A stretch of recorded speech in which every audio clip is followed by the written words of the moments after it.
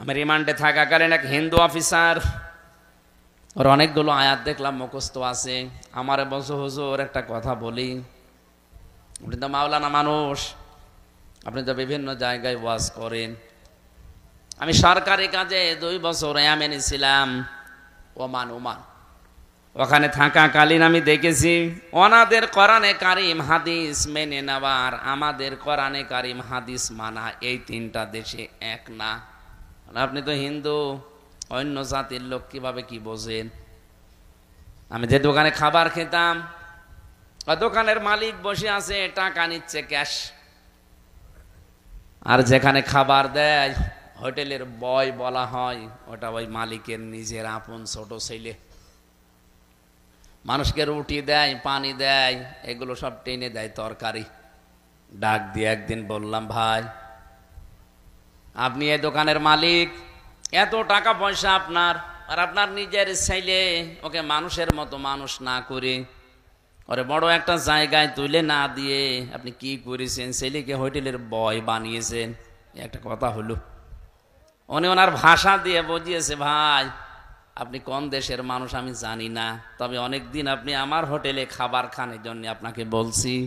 এটা আমার নিজের ছেলে হতে পারে, কোরআনে কারিম এবং নবীর হাদিস আমার সামনে আছে। ইয়া আইয়ুহাল্লাযীনা আমানু ইন্না মিন আযওয়াজিকুম ওয়া আওলাদিকুম আদুওয়াল লাকুম ফাহযারুহুম ইলা আখিরি আয়া। হিন্দু অফিসার আমাকে বলছিল, হুজুর এ দোকানের মালিক আমাকে কোরআনে কারিমের সূরা তাগাবনের এই 14 নম্বর 15 নম্বর আয়াত আমাকে শোনালো। আমারও কোরআনের অনেক আয়াত মুখস্থ আছে, আমি বাংলা সহ মুখস্থ করেছি। আমাকে মনে বোঝাতে চেয়েছে যে আল্লাহ পাক জানিয়েছেন, ইমানদারেরা তোমাদের স্ত্রী সন্তান কখনো কখনো তোমাদের শত্রু হয়ে দেখা দেবে, সুতরাং তাদের থেকে সতর্ক থাকবা। আমার এই সন্তানটাকে আমি যা মনে করি, আপনাকেও আমি একই জিনিস মনে করি, কারণ আল মুসলিম আখুল মুসলিম, মুসলমান মুসলমানের ভাই।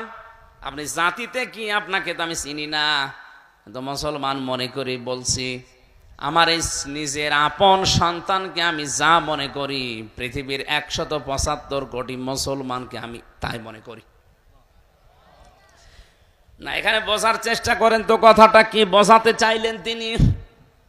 যে আমার দায়িত্ব ছিল নবীর হাদিস অনুযায়ী আমার এই সন্তানের একটা সুন্দর নাম রাখা, আমি ওর নাম রেখে দিয়েছি আব্দুর রহমান। 2 নম্বরে ওকে আমি দ্বীনের শিক্ষা দেওয়া, এটা আমার দায়িত্ব ছিল। দ্বীনের শিক্ষা মানে হাফেজ মাওলানা শায়েখ বানানো লাগবে না, ইসলাম মানতে যতটুকু প্রয়োজন অতটুকু শিক্ষা দেওয়া ফরজ, আমি শিখিয়েছি। অন্তত ইসলামের যে মৌলিক জিনিস এগুলো মানতে পারে। 3 নম্বরে ওকে একটা সৎ পাত্রী দেখে পাত্রস্থ করা আমার দায়িত্ব ছিল, আমি একটা সৎ পাত্রী দেখে ওকে বিয়ে দিয়েছি। 4 নম্বরে ওকে একটা হালাল কর্মজীবন তৈরি করে দেওয়া আমার দায়িত্ব ছিল, আমি দিয়েছি আমার সামর্থ্য অনুযায়ী। আমার দোকানেও কর্মচারী হয়ে কাজ করে, মনে করেন 20,000 টাকা বেতন পায়, এটা দিয়ে ওর সংসার হালাল ভাবে ভালোভাবে ওর স্ত্রী নিয়ে চলছে, কোনো অসুবিধা নেই।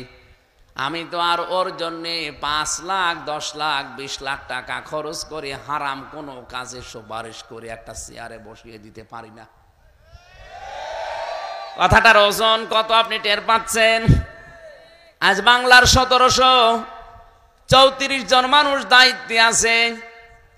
এই ওমানের এই দোকানদার মুসলমানের মতো যদি এদের মন মানসিকতা তৈরি হয়ে যেত, এই দেশে ঘুষ নেওয়ার জন্য পিটিয়েও লোক পাওয়া যেত না।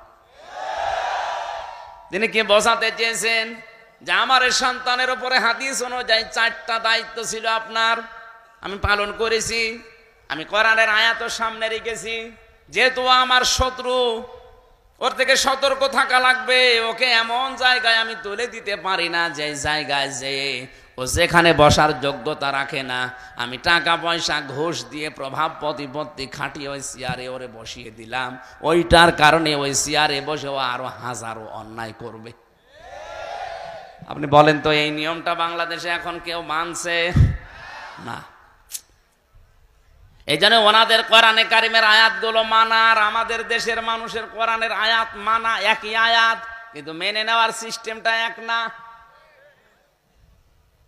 আজ আমরা এই মন মানসিকতা নিয়ে যদি তৈরি হতে পারতাম যে ঈমান এবং আল্লাহর পরিবর্তে যারা কুফরিকে, শিরিককে, বেদাতকে বেশি ভালো মনে করে, ও আমার সন্তান হলো আমার শত্রু, ও আমার স্ত্রী হলো আমার শত্রু, ওর থেকে আমার সতর্ক থাকা লাগবে। হ্যাঁ, ওর প্রতি আমার যে দায়িত্বগুলো আছে জায়েজ পর্যায়ে আমি জীবন থাকতে পালন করে যাব। ওকে আমার দিনের শিক্ষা দেওয়ার দরকার ছিল, আমি শিক্ষা দিয়ে দিয়েছি।